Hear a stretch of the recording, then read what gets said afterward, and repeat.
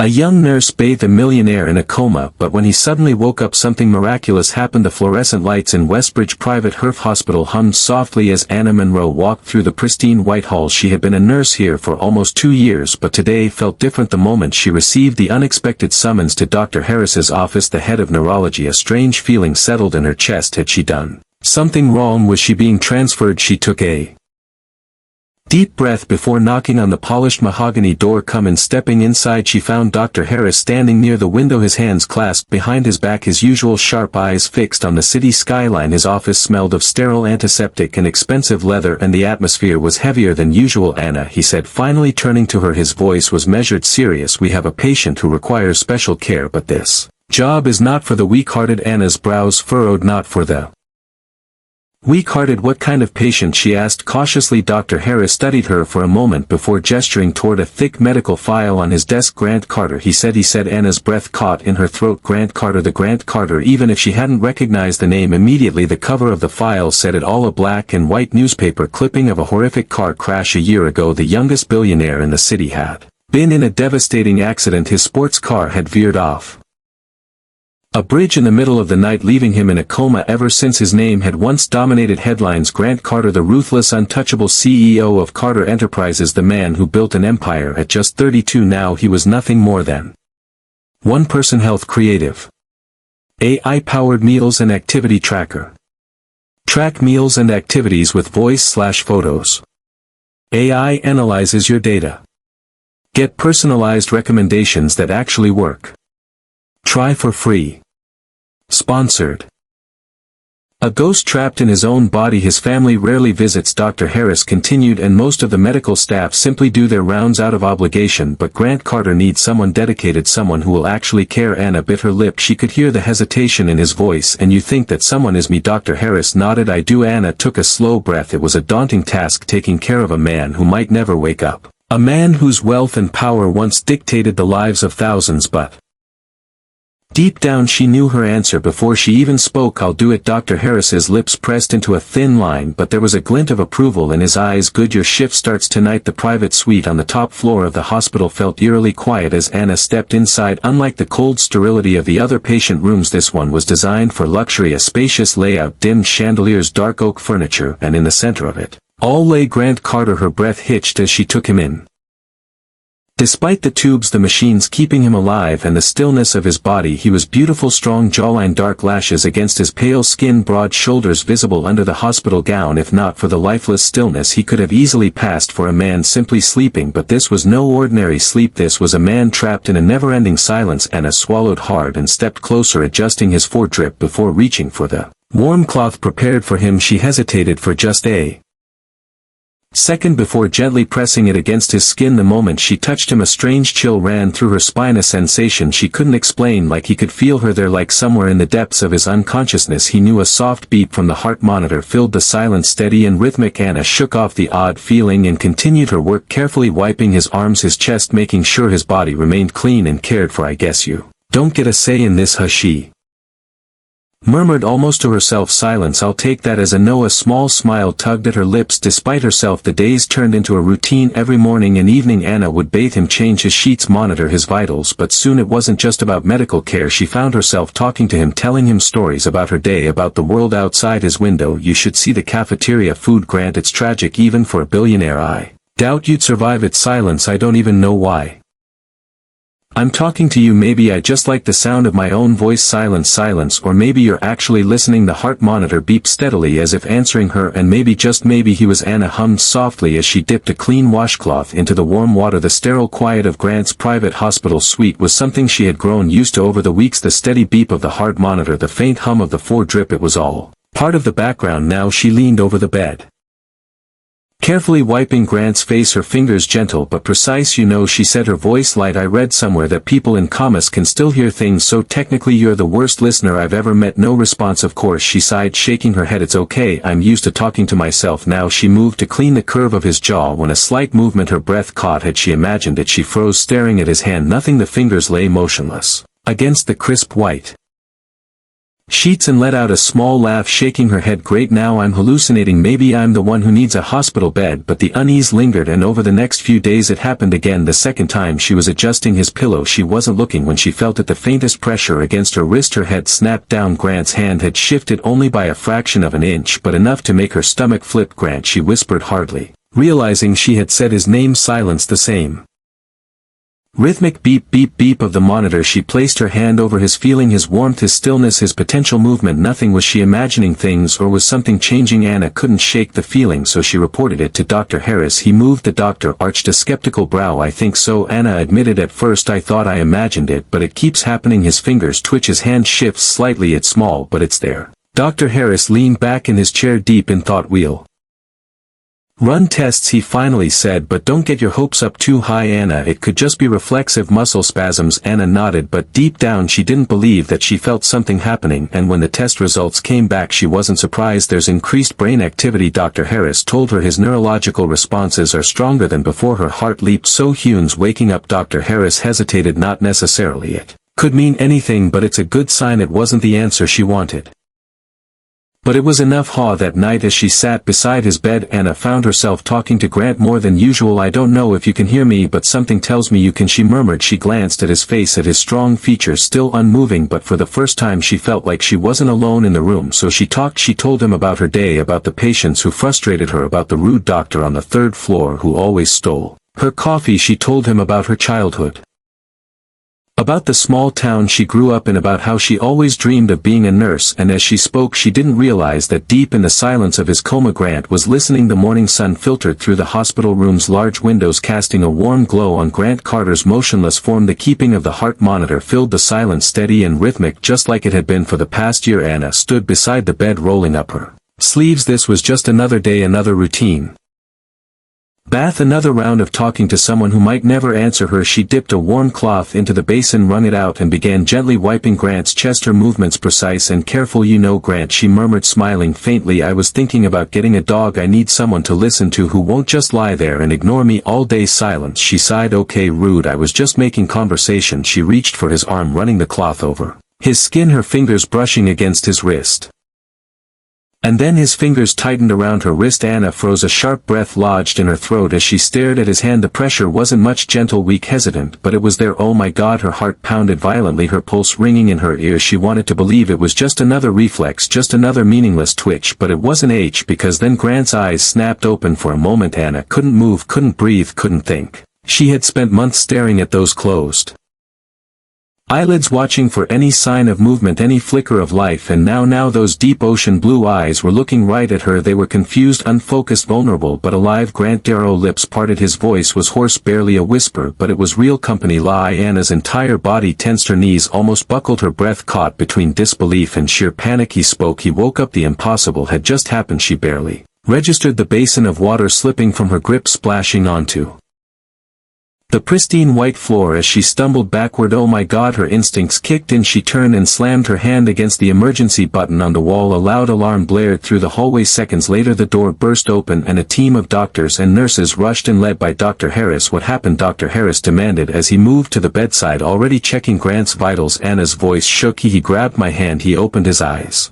She looked back at Grant, still unable to believe what she was seeing. His chest rose and fell shakily, his eyes darting around the room as if trying to piece together where he was, what was happening. He wasn't fully aware, not yet, but he was here. Dr. Harris's expression turned from shock to action. Get me a neurological team now. Nurses scrambled, voices overlapping in disbelief as they hurried to perform tests. The room was a whirlwind of motion, but Anna couldn't take her eyes off Grant. Then, as if feeling her gaze, his eyes found hers again, and this time he didn't look away. Everything was happening so fast. The doctors were asking him questions, shining lights into his pupils, testing his motor functions, but through it all Grant's gaze kept drifting back to Anna. She stepped forward, hesitantly, swallowing hard. Grant, she whispered, do you remember anything? He stared at her, blinking slowly. A long silence stretched between them, then his fingers twitched again, and before she could react he reached for her hand weakly, slowly but deliberately. His hand closed around hers, his grip fragile yet firm as if he had always known her. Anna's breath hitched. Dr. Harris looked up sharply. Grant, do you know who she is? Grant didn't answer immediately. His brows furrowed, his gaze never leaving Anna. I don't know, he murmured, voice rough from months of disuse, but I feel like I should. A chill ran down Anna's spine because even though Grant Carter didn't remember her, something deep inside him did. The days after Grant's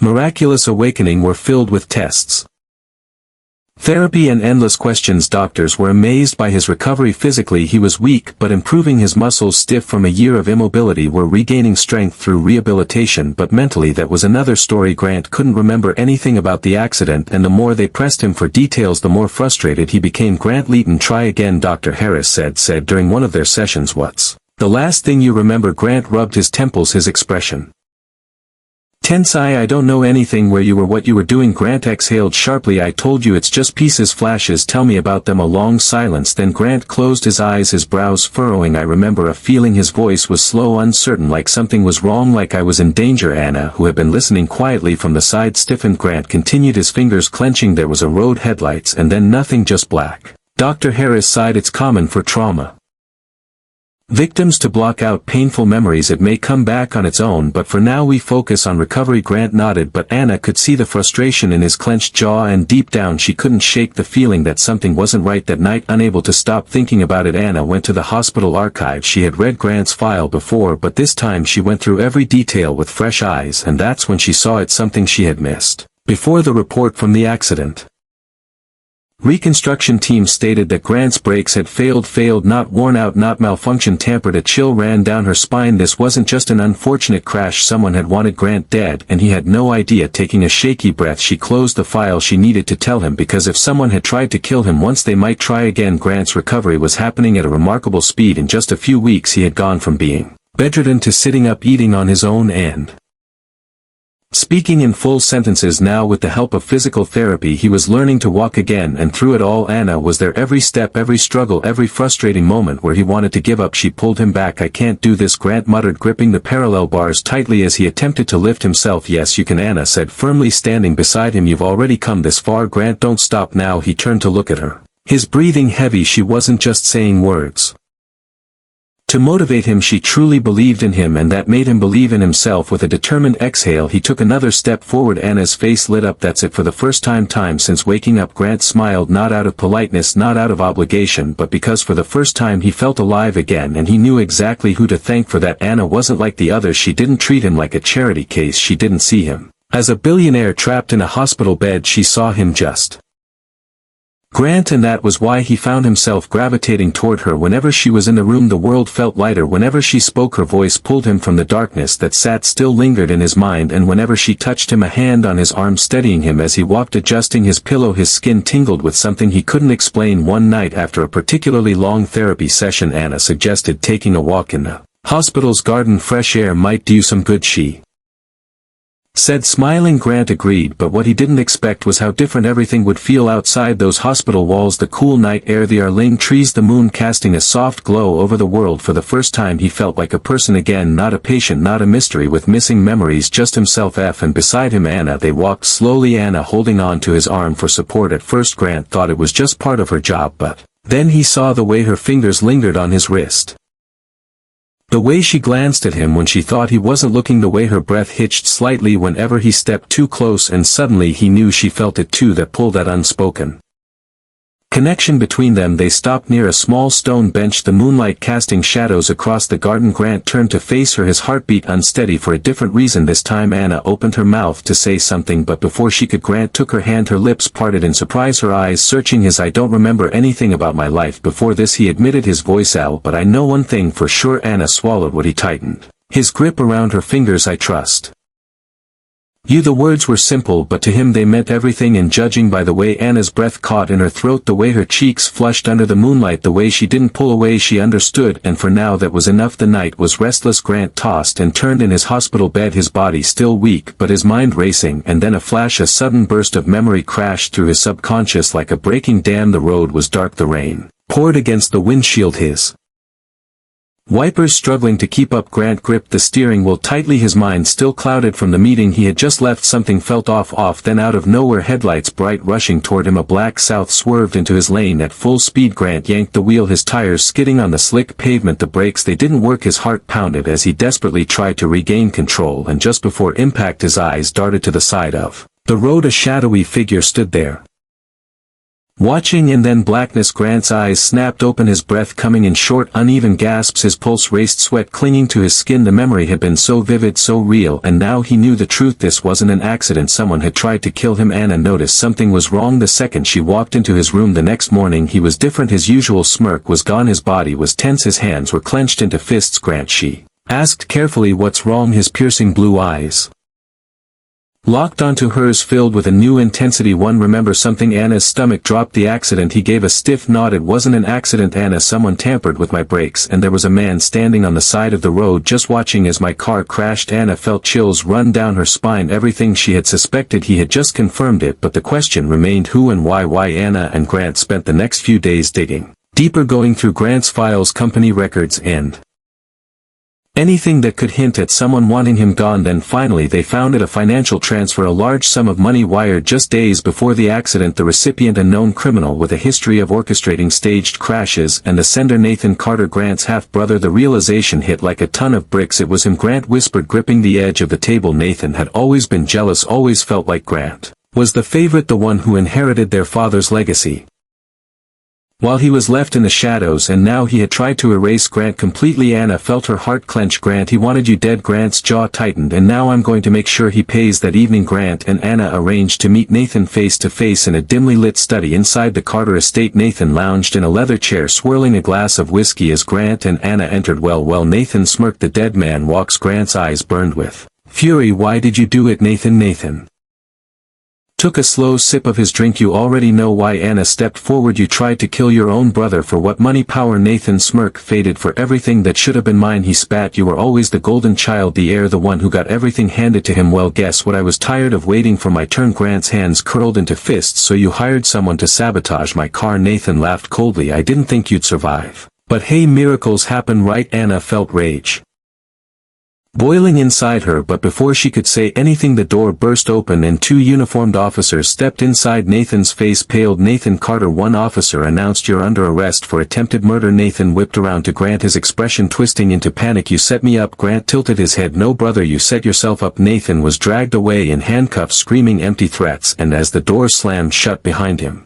a heavy silence filled the room. Grant finally exhaled, his shoulders relaxing for the first time since waking up. It was over. Justice had been served and he was finally free. The Carter estate had always been grand, imposing and cold, a fortress of wealth built on generations of power. But tonight, as Anna stepped inside the dimly lit dining hall, it felt different, warmer, more intimate. Soft candlelight flickered across the elegantly set table near the large glass windows overlooking the city skyline. The scent of fresh roses filled the air, and a bottle of wine sat chilling beside two perfectly placed plates. Anna's breath caught. Grant, what is all this? She asked, turning to face him. Grant stood behind her, his hands tucked into his pockets, his blue eyes soft yet intense. Dinner, he said simply, just you and me. Anna's chest tightened. For the past few weeks their lives had been a whirlwind, from his recovery to unraveling the truth about his accident to seeing his brother arrested. But now, with the storm finally behind them, there was only this moment, and somehow that felt even scarier. As they sat down, Anna couldn't ignore the way Grant watched her, like he was memorizing every detail, like she was something fragile yet precious. You're quiet, she said, giving him a small teasing smile. That's not like you, he exhaled, swirling his wine glass between his fingers. I've been thinking that's even more dangerous, she joked. He didn't laugh. Instead he leaned forward, his gaze burning into hers. Anna, do you know how many people walked away from me while I was in that coma? Her smile faded to she knew she had seen it firsthand, the way his family had treated him like a burden, the way his so-called friends had moved on. The only reason he had survived that darkness was because someone stayed, because she stayed. But you didn't, Grant murmured. You were there day after day. You took care of me when I couldn't even open my eyes, when I was nothing but a lost cause to everyone else. You refused to give up on me. Anna's throat tightened. She had never thought about it that way. She had just done what she felt was right, but to Grant it had meant everything. Grant leaned closer, his fingers brushing against hers on the table. Anna, I have everything. His voice was soft but firm. Money, power, influence, but none of it means anything without you. Anna's breath hitched. Grant, let me finish, he whispered. His hand finally closed around hers, his thumb tracing slow, delicate circles against her skin. I don't know how it happened, I don't know when it started, but what I do know is that every moment I was trapped in that coma, you were the one keeping me alive. You were my light in the dark. Anna, her eyes burned with tears. I love you. The words crashed into her, stealing the breath from her lungs, not because she hadn't felt it too, but because hearing it from him made it undeniably real. Grant Carter, the man who had once lived in a world of cold calculations, business deals and power plays, was now sitting across from her, bearing his soul, and for the first time in her life, Anna felt something she had never felt before, truly, completely, irrevocably cherished. Tears slipped down her cheeks, but she smiled through them. Grant, she whispered, you have no idea how much that means to me. He reached up, gently wiping a tear from her face. Then let me show you. And as he leaned and pressing his forehead against hers, Anna knew this was only the beginning. Months had passed since that fateful night when Grant confessed his love for Anna, and in that time everything had changed. Grant had fully recovered, regaining his strength through endless hours of rehabilitation and training. His body was no longer weak, no longer held back by the accident that nearly took his life, and now he was Grant Carter once more back at the helm of Carter Enterprises, standing in the boardroom with the confidence of a man who had been to hell and back and survived. But there was one crucial difference between the man he was before the accident and the man standing here now. This time he wasn't alone. This time he had Anna, and soon, if she said yes, she would be his forever. The rooftop of the Carter estate was bathed in the soft glow of the setting sun, casting warm golden hues across the city skyline. Anna stood at the edge, gazing at the breathtaking view, completely unaware of what was about to happen. It's beautiful up here, she murmured, the breeze gently playing with her hair. Grant, standing behind her, smiled. Not as beautiful as you. She turned to him, rolling her eyes playfully. Smooth, Carter, very smooth, but her teasing expression faded when she saw the way he was looking at her. There was something different in his eyes tonight, something deeper, more certain, more infinite. Before she could ask, he took a deep breath, then slowly he dropped to one knee. Anna's breath caught in her throat, her hands flew to her mouth as Grant pulled out a small velvet box, flipping it open to reveal the most stunning engagement ring she had ever seen, an elegant diamond set in a delicate platinum band.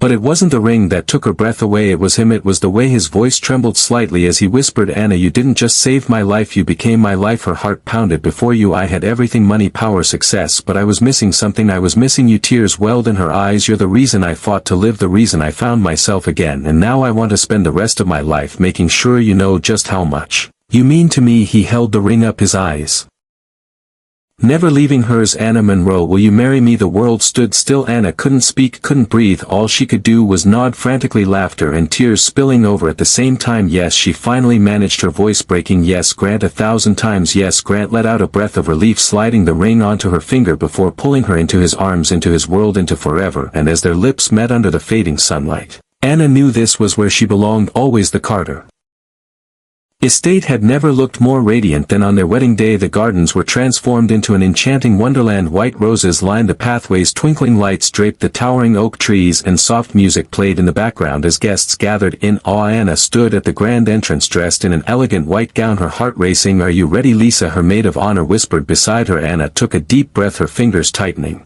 around her bouquet. Then she looked up, and there he was. Grant stood at the altar, dressed in a classic black tuxedo, looking at her as if she was the only person in the universe. Her nerves vanished. She stepped forward, walking down the aisle with absolute certainty. Each step brought her closer to forever, and when she finally reached him, Grant took her hands in his eyes shining with pure, unfiltered love. The vows were spoken, their promises sealed, not just in words but in the unbreakable bond they had built through every hardship, every battle, every moment of unwavering devotion. I now pronounce you husband and wife. A cheer erupted as Grant cued her face, pressing the most heartfelt, most meaningful kiss against her lips, and as the world rejoiced, Anna realized this wasn't the end of their story. This was only the beginning. As the sun began to set, Grant and Anna slipped away from the crowd, walking hand in hand through the gardens, basking in their new reality. No more hospitals, no more loneliness, no more pain, just them together.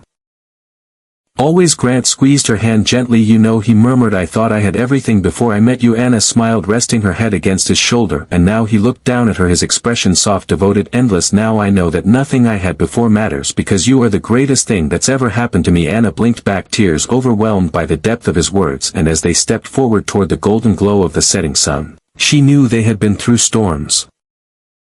Darkness, near-death experiences, but in the end love had won, and with Grant by her side Anna was finally home. As Grant and Anna walked hand in hand into their happily ever after, their story became a testament to something truly powerful. Love is not just about finding someone but about standing by them through every storm. Anna never gave up on Grant even when the world had, and in the end it was love, not money or power, that truly saved him. If this story touched your heart, don't forget to like, share and subscribe to Soul-Stirring Stories for more emotional and inspiring tales. Turn on notifications so you never miss a story that will move your soul. Thank you for watching, and remember, sometimes the most beautiful love stories begin in the most unexpected ways. See you in the next story.